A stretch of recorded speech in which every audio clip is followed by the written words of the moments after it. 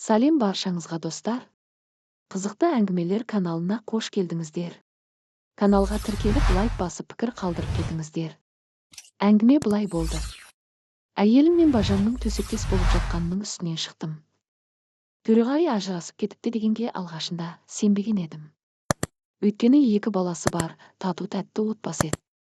Төкеннің өзі де, әйелі Маржан да сыйласымға жақсы жандар. Аға деп сызылып тұрады. Негізі, Төкендей құдайы көршім болғанына разы едім. Амал қанша олардың ажырасқаны рас болып шықты. Шымқаласып кеткен соң отбасымды алып Бурабайға бір апта демалып келіп едім. Алдымнан осындай өсек шықты. Жалпы жақсылықтан бұрын жамандықты алдымен дуылдата айтатын халықпыз ғой. Үйге келіп шешініп шайға отырғанымыз сол еді. Көршілеріміз бірінен кейін бірі сәлем берген болып келіп, Төкеннің ажырасқанын сүйінші сұрағандай қылып жар салды. Сенгім келмеген, бірақ ақиқаты сол екен. Арада бір күн өткен соң Төкеннің өзі келді. Алдымен Бурабай қалай екен, қалай демалдыңыздар деп хал жай сұрасқаннан кейін, жағдайды естіп жатқан шығарсыздар, солай болып қалды деп күрсініп төмен қарады. Естуін естідік. Бірақ өз аузыңнан естіген басқа. Не боп қалды, өзгеге үлгі болатындай отбасы едіңдер ғой дедім.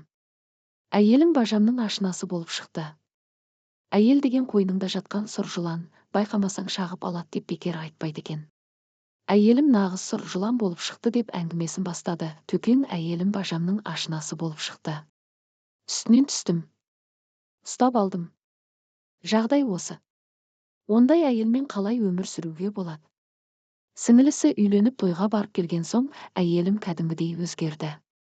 Сіңілісінің күйеуі, яғни бажам жайлы жиі айтатын болды. Қандай көрікті жігіт, қандай іскер. Сіңілімнің бағы бар деген сияқты әңгімені жиі көңірсітіп отыратын. Бажам Қызылорданың тумасы.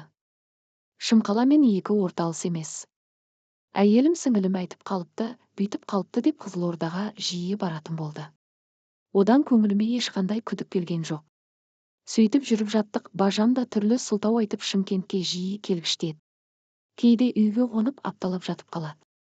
Тірлік жасап жатқан бала ғой деп ішімен ойлап қоямын.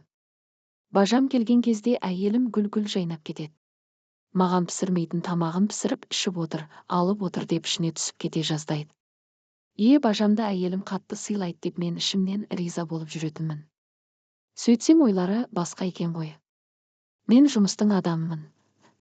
Таңертең кетіп кешке келемін. Келсем бажам керіліп диванда теледидар көріп жатады.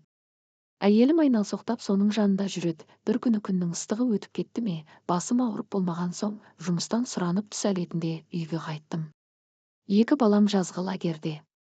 Үйде бажам мен әйелім қалған. Үйге келіп есікті тартсам жабық тұр.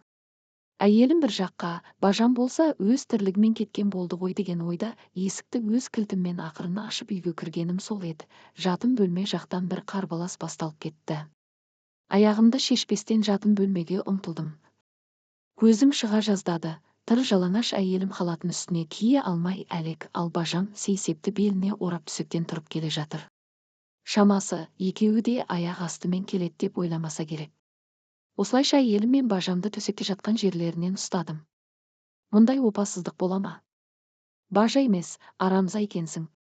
Ақ төсегімді ойрандадың. Қатынымды арбап астыңа салдың деп бетіне түкіріп, тыр жалаңаш қалпында тепкілеп үйден қуып шықтым.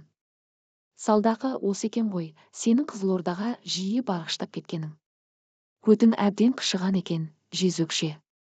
Ана ер жетіп қалған екі балаңнан ұялсаң етті.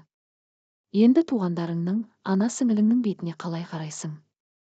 Сука деп бір ұрып құлатып, тұншықтырып өлтіргелі жатыр едім. Айқай шуды естіген көршілер жүгіріп келіп ажыратты.